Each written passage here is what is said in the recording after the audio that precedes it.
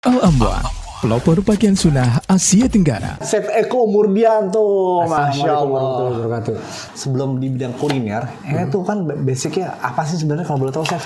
Ya boleh tahu nih. S1 akuntansi ya, nah. Tuh, jurusannya ya S1 akuntansi, tapi sekarang masak-masak, Masya Allah, Chef. Sebelum lanjut nonton video ini, jangan lupa tekan tombol subscribe-nya, nyalakan loncengnya, like, dan share ke teman-teman kalian semuanya.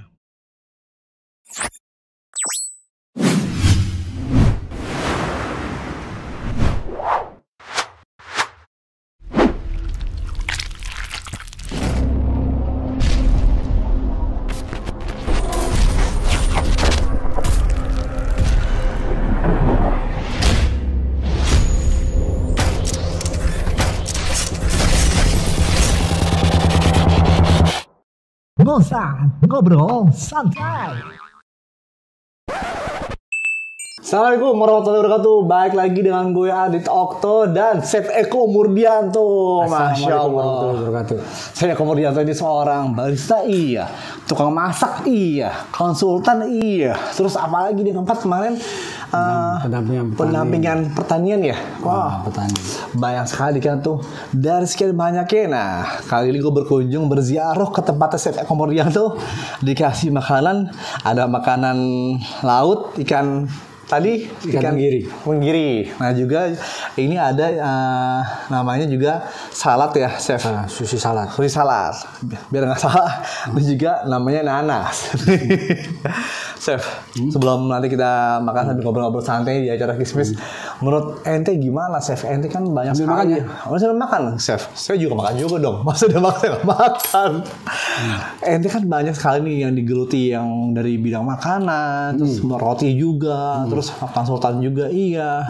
Nah, itu pertama kali ente tuh kita ngomong dari ini dulu ya, bidang Chef Eko ini dulu di bidang sebelum di bidang kuliner. Ente tuh kan basicnya apa sih sebenarnya kalau boleh tahu, Chef? Karena untuk basic Kuliahnya mungkin pendidikan. Nah, Karena dia pada tahu nih. S1 akuntansi ya, nah. Tuh, jurusannya ya S1 akuntansi, tapi sekarang masak-masak, Masya Allah, Chef. Tapi ente emang hobi masak dari kecil atau emang dari keluarga nih, Chef? Ya memang dari kecil. Hobi masak? Ibu Ana udah sering manggil koki atau manggil tukang jualan suruh masak di rumah. Jadi kita ngeliatin terus caranya gimana. Walaupun anak nggak ngerti, tapi dari situ muncul ketertarikan gitu untuk mau mulai memasak gitu. Masya Allah, jadi dari kecil. Kelas 3 udah masak Indomie, masak apa segala macam. Tapi tadi sempat ente bilang katanya dibuat agak banyak ya, mungkin campur-campuran topping-toppingnya tuh banyak ya, Iya, banyak betul. ya. Karena kan Ibu Ana tuh karena demen masak, jadi peralatan masaknya banyak, terus kulkasnya juga penuh, freezernya penuh, jadi kita mau ngapa-ngapain bebas. Masya Allah. Itu dari kecil emang dari keluarga Chef Eko sendiri emang udah hobi masak.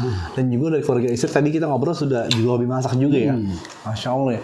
Nah terus menekuninya ini gimana, Chef? Ente menekuninya, udahlah gue pengen menekuni di bidang masak. Alhamdulillah kan bisa menghasilkan penghasilan tambahan gitu buat ente, Chef. Itu sejak kapan, Chef? Ya ketika, jadi itu sih berproses ya, karena masak itu masih hobi ya kan, bukan masak aja sih, barista segala macam. Terus dulu juga waktu belum ngaji juga kita ngelutin Ana sempat belajar wine, nyicip wine. Nah itu Ana belajar juga itu. Wine itu anggur. Homer. Wah, Waktu belum ngaji ya. Waktu belum ngaji. Dan juga sempat beliau kerja kan di bank juga ya, Chef ya. Kerja di bank. Masya Allah. Nah terus dari situ akhirnya mungkin gelisah 2002. Akhirnya menyatakan beliau kerja kan di bank juga ya, Chef ya. Kerja di bank. Masya Allah. Nah terus dari situ akhirnya mungkin gelisah 2002. Akhirnya menyatakan Resign. Wah, itu proses resign itu kan nggak gampang tuh, Chef. Karena ente udah mempunyai jabatan yang lumayan cukup tinggi kan, Chef Eko kan di situ kan. Nah itu gimana tuh? Gimana ceritanya? Mungkin buat para penonton nih yang belum pada tahu kan dari Sabang sampai Merauke ini Chef Eko gimana Chef? Ana juga sempet ya waktu itu Ustadz Mutarom juga sih yang sempat ngomong ke Ana.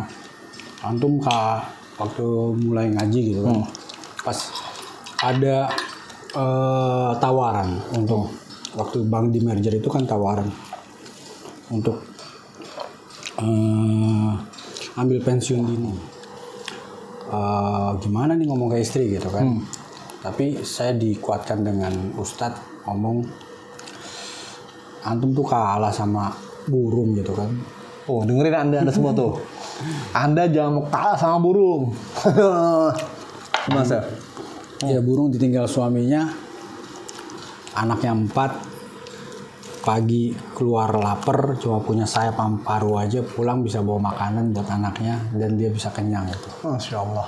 Akhirnya ente terpancing tuh. Bahkan lebih ekstrim lagi katanya. Apa tuh?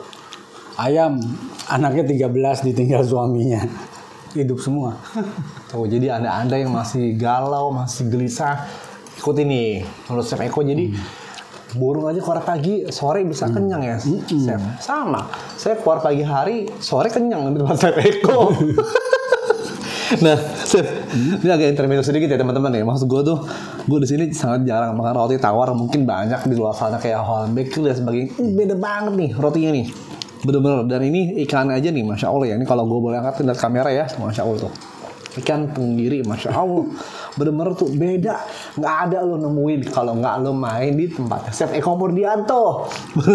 Chef, Enak ngomong-ngomong, kita sebelum bahas ke makanan ya. Maksudnya gue bahas dulu nih perjalanan beliau bagaimana dari yang perbankan akhirnya bisa sampai dulu kan di Jepang lama juga ya Chef ya. Iya. Masya Allah kan. Dari perbankan itu keluar 2002 berarti ya. Iya. 2002 keluar. Akhirnya tuh resign, dapat pensiun dini untuk membangun usaha ini. Terus Chef Eko juga akhirnya dari situ ente bisa ini ya terketuk lah istilah hatinya juga udahlah yang tadi dari perbankan gue tinggalin semua itu mungkin agak kurang tepat pekerjaannya. Iya. Terus akhirnya sempat beralih pertama kali tuh tadi nanam bibit juga ya. Nanam bibit terus nah akhirnya nih sampai menemukan passion ente dulu di bidang makanan tahun berapa nih Chef? Akhirnya ya sempat kan branding ente di luar sana orang-orang taunya Eko siapa sih? Chef Eko gitu. Eko Murdianto ya chef gitu kan. Sampai yang ngebentuk branding Kebetulan gitu, kan kapan? saya chef udah lama tuh, udah dari kecil udah itu. Terus juga pengalaman juga kerja di restoran dia Pak. Jadi, nah cuma pas di kopi itu ketika karena ngomong ke Sensiana mau belajar kopi, dia bilang, kamu mau belajar kopi 2 jam ya kelar gitu kan. 2 jam. Padahal di luar sana kan banyak barista yang belajar sampai butuh lama chef. Ya Kok karena Anda bisa bilang 2 jam? Karena gini, dia bilang kopi itu cuma 1 ingredients. 1 ingredients. Sementara yang antum makan nih berapa puluh ingredients nih? Ada nanas, ada salad, ada daun, ada lada, ada lada. Banyak teman-teman. Nah, terus lanjut. Karena kita sudah terbiasa nih, terutama chef ya, udah dia terbiasa ngecap, udah terbiasa merasakan, udah terbiasa mencium aroma segala macam. Ketika belajar kopi, taruhlah teknik penyeduhan gitu kan. Oh dia tahu nih, ntar keluarnya rasanya apa, oh ini apa. Dia tinggal lihat orang, oh diseduh dengan suhu sekian akan keluarnya seperti ini untuk kopi ini, diseduh begini akan keluar begini. Jadi dari situ dia bisa ngambil kesimpulan. Oh, termasuk juga ngerosting tuh. Sensiana cuma bilang kalau kamu bisa ngegoreng kopi, maksudnya ngerosting kopi, Kacang dulu ya. oh sorry, ya. Kalau kamu sudah bisa ngegoreng kacang tanah dan dia warnanya gold tapi matang, tandanya Itu baru bisa. Kamu tandanya untuk ngerosting kopi kamu udah bisa. Jadi barista ini sebetulnya yang baru gitu kan, yang di kopi ini sebetulnya yang baru. Nah, Buat di kopi baru ente. di kopi anak baru. Apaan? Mertua Baru nikah? Ane baru nikah. Terus di musim dingin tuh mertua anak ngeluarin dari kulkas toples, di dalam toples ada toples, di dalam toplesnya lagi ada bungkus kopi yang diikat pakai sealer, terus dikeluarin sama dia, digiling pelan-pelan gitu kan, pakai gilingan manual, terus dia masakin air. Nah, ketika airnya sudah mendidih, dia diamkan dulu, dibuka tutupnya, baru habis itu dia ambil kertas filter, dia nyeduh tuh. Karena liatin aja. Itu wanginya tuh karena musim dingin kan, semua ketutup nih. Wanginya satu ruangan ini nih. Cium semua. Cium. Wangi banget gitu kan. Terus ada dikasih. Awalnya minta gula kan? Minta gula. Oh karena belum terbiasa. Karena belum terbiasa. Terus akhirnya dia kasih tahu ngopi itu enaknya nggak pakai gula. Oh ya udah, kita cobain. Wah ternyata nikmat gitu kan. Terus pas anak lihat bungkusnya Toraja. Wah ini mah Indonesia, iya itu kopi. Toraja? Itu kopi. Toraja puluh-puluh? Nggak tahu, pokoknya judulnya Toraja Kalosi aja. Kalosi. Terus akhirnya chef? Di situ saya nangis gitu. Waduh, sebegitu orang Jepang mengapresiasikan kopi, sementara kita sendiri nggak mengapresiasi gitu. Maksudnya nggak menghargai sebegitunya gitu. Mereka ada ritualnya gitu. Tuh, dengerin, jadi buat Anda harus menghargai karya bangsa negeri sendiri ya, Chef Eko ya. Jangan sampai kekayaan bangsa ini harus kita hargai. Betul. Terakhir gimana Chef? Kalau boleh tahu Chef. Ente menggarap kayak konsultan apa nih terakhir yang pernah digarap? Akhir-akhir ini mungkin 3 bulan yang lalu. Rata-rata sih kopi ya. Kopi. Kedai kopi sama ya masakan paling nggak banyak. Karena di kopi juga nggak begitu banyak ya. Nggak banyak tapi kan ada pesanan bikin menu ya, Anda bikinin resepnya seperti apa, SOP-nya Anda bikinin, standarnya apa, tulisnya seperti apa. Kalau konsultan itu Chef, ibaratnya dari kedai kopi ini belum jadi sampai jadi, atau nanti Ente mengajarkan dari awal sampai akhir. Tergantung orangnya butuhnya apa. Dari awal bisa, jadi nggak tahu sampai tahu, tapi Anda selalu bilang bahwa bisnis itu bisnis itu antum sendiri yang harus jagain. Bisnis itu kita sendiri yang harus jagain. Iya. Nah, orang lain. Apalagi bisnis itu baru lahir. Betul. Baru di tahun pertama. Minimal 2-3 tahun kita harus ada di situ. Jadi kita tahu tuh penyakitnya apa tuh di bisnis itu. Kita tahu kritisnya gimana. Kita tahu peluang-peluang kita seperti apa gitu. Jadi nggak bisa. Sering saya temuin dia serahin ke orang hancur. Berarti minimal setahun sampai 2 tahun kita harus benar-benar mengontrol sendiri ya Chef ya. Karena ada tuh banyak juga kan beberapa di luar sana buat teman-teman, jangan sampai lo ninggalin bisnis lo sendiri tapi lo malah hancur ya Chef. Betul. Bisnisnya Chef. Jadi buat pesan Chef Eko sendiri buat teman-teman yang baru mulai usaha ini buat UMKM, gimana Chef? Pesan-pesan yang buat baru startup nih, mulai bisnisnya seperti apa Chef? Jangan terganggu dengan omongan banyak orang. Fokus di satu hal. Ketika kita mau mulai bisnis, itu bisnis mau dilariin kemana sih gitu.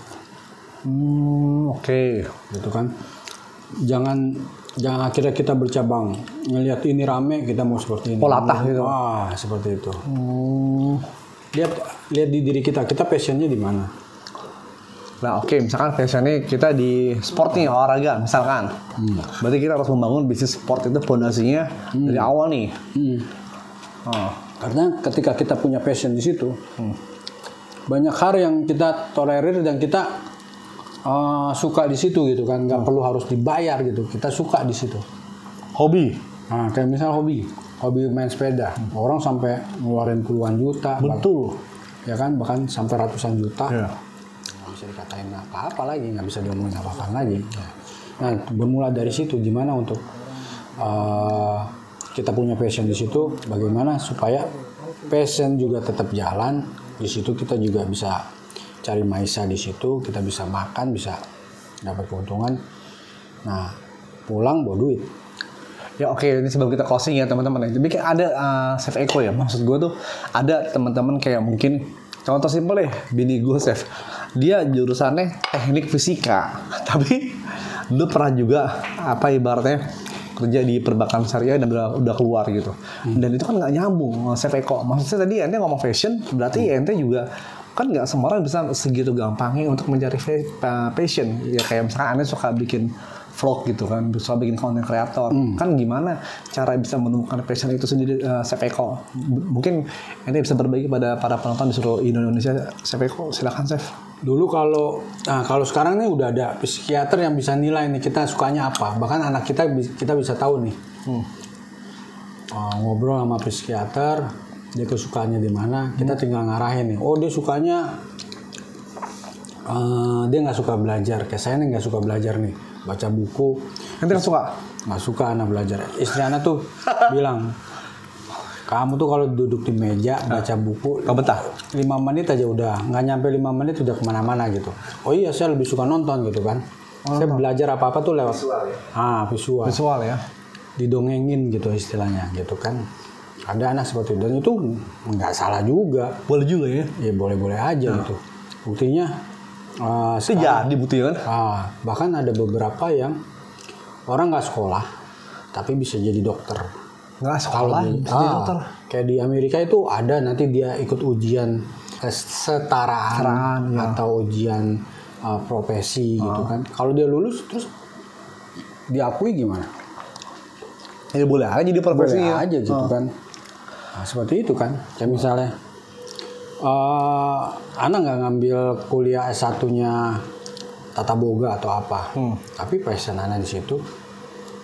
Berarti dulu itu waktu ngambil kuliah akuntansi kecebur dong? Enggak juga sih. Lebih ke mana ya? Karena dulu kan Ana disuruh megang, orang tua punya bisnis. Iya, bisnis.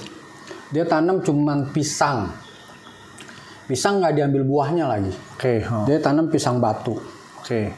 1 hektarnya itu sekitar 3.000 pohon, 3.000 sampai 4.000 pohon. Taruhlah 3.000 pohon. Dia punya 5 hektar, tandanya punya berapa? 5 hektar 3.000, 1.500. Nah, 1.500, 3.000 kali 5. 15.000. 15.000 pohon. Iya. 1 pohon setiap 2 minggu diambil 2 daun. Setiap 2 minggu. Tandanya 2 daun kali 15.000 berapa? 30.000.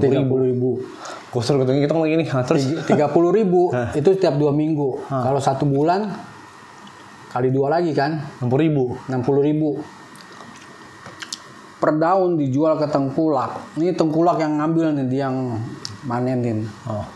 Harga 500 perak aja. Kali berapa tadi? 60.000. 60.000. 3 juta ya? 30 juta. 30 juta. Itu 1.200. Dia beli dari petani 500 perak. Makanya petani ditanya, Pak, sebulan dapat berapa? Dia bilang, Tiger aja kebeli, Pak. Tiger kebeli. Bentar lagi Harley. Udah sabar aja setahun kebeli Harley. Oh iya. Masya Allah. Ini mantap banget nih ngomong sama Chef Eko. Bisa part 2 nanti kita. Chef Eko, sebelum ini ente ada nggak yang ingin disampaikan pada para pelaku UMKM di Indonesia? Maksud gue tuh, jadi ente menyampaikan Chef, jangan sampai ente mungkin tergesa-gesa, atau mungkin buat orang tua yang sampai melihat anak-anaknya tuh yang hiperaktif tapi diarahkan yang kurang bagus, Chef. Nah, jadi menurut pengalaman ente yang bisa di-sharing kepada para penonton di seluruh Indonesia, gimana Chef? Silakan Chef, sebelum kita closing. Silakan. Jadi gini, kayak misalnya untuk usaha, kita anggap usaha itu juga anak kita gitu. Usaha itu juga anak kita? Iya. Usaha juga anak kita. Masya Allah. Ketika sakit ya kita obatin. Ketika kita menghasilkan dari usaha tersebut, kita harus maintain. Nggak bisa lepas di maintenance. Ya kan? Nah, dan kita fokus ke anak kita, nggak mungkin kita fokus ke anak yang lain. Iyalah. Atau anak orang lagi. Ya, Kita ngeliat anak orang berprestasi begini-begini, biarin aja. Iya. Atau anaknya dia. Gitu kan. Kita punya rezeki masing-masing di anak kita gitu. Betul. Seperti itu. Nah, seperti itu kita anggap aja anak kita. Yang penting ketika dia sakit, kita tahu sakitnya di mana. Bisa dibenerin nggak? Gitu. Seperti itu. Termasuk yang pastilah namanya usaha tuh ada turun naiknya. Kita harus tahu tuh. Jadi kenapa kemarin juga pandemic terus Ana closing dulu, ya, terus langsung istri Ana bilang, udah tua, jangan pulang malam mulu. Karena kan kalau kedai kopi kan Ana pasti pulang malam tuh. Malam. Sampai rumah baru bisa tidur jam 2. Udah nggak bagus buat kesehatan. Jadi konsultan aja atau jualan kopi di rumah atau jualan online. Jualan online. Nah, alhamdulillah dari situ juga udah rame gitu kan. Jadi fokusnya ya kalau udah kita, apalagi semakin tua kita udah nggak bisa milih-milih lagi. Tapi kan dari umur boleh, tapi kan dari tampang masih muda ya teman-teman ya. Iya. Nggak terlalu jauh lah ya. Tampang boleh tapi tetap nggak bisa dibohongin ya Chef. Jadi gua ambil dari Chef Eko ini, kalau anaknya, buat anak-anak semua mungkin anak yang kurang hiperaktif, jangan sampai salah artinya tuh disalah tempatkan ya Chef Eko ya. Betul. Ditempatkan lebih tepat ya Chef ya. Dia dari bakatnya, minatnya ya Chef Eko ya. Itu dikulik lagi tuh sama orang tuanya. Bawa ke orang yang memang bisa membaca kejiwaannya dia gitu kan. Bukan berarti ini ya dukun ya atau apa ya. Enggak. Psikiater tanya, dia minatnya di mana sih? Gitu kan. Dia sukanya di mana? Nah, kita fokusin ke situ. Nah, cuma kan memang di Indonesia belum seperti kalau di luar negeri, kayak di Jepang kalau anak-anak bermasalah tuh, makanya sekarang ada guru BP. Kalau guru BP kan cuman kerjanya nasihatin doang gitu kan. Tapi kalau di sana ya langsung kejiwaannya gimana, ini gimana nih, ini sukanya gimana. Udah dijalurin masing-masing. Jadi kalau yang suka gambar ya udah dikasih media fasilitas untuk gambar, yang suka matung gitu, yang suka otak-ngatik mesin, yang suka bongkar tapi nggak bisa masang ya diarahin cara masangnya lagi gimana gitu kan. Oke, Chef. Jadi menarik banget ya. Chef Eko juga nanti mungkin ke depannya nih, dia akan membuat satu di Instagramnya mungkin baru sama Doan dan teman-temannya akan buat challenge sih mungkin nih. Gue juga nggak tahu nih teman-teman, buat lo pantengin terus follow Instagramnya tadi Chef Eko Murdianto ya. Nanti dicantumkan di bawah sini Chef Eko Murdianto. Nanti mungkin 3 bulan atau 4 bulan kemudian dengan daftar berapa, mungkin 100.000 atau 200.000 kita nggak ada yang tahu. Tapi beliau akan membuatkan masakan enak. Nah, sekarang kan seperti apa? Pantengin terus Kismis, kisah motivasi dan inspirasi. Wassalamualaikum warahmatullahi wabarakatuh. Waalaikumsalam warahmatullahi wabarakatuh.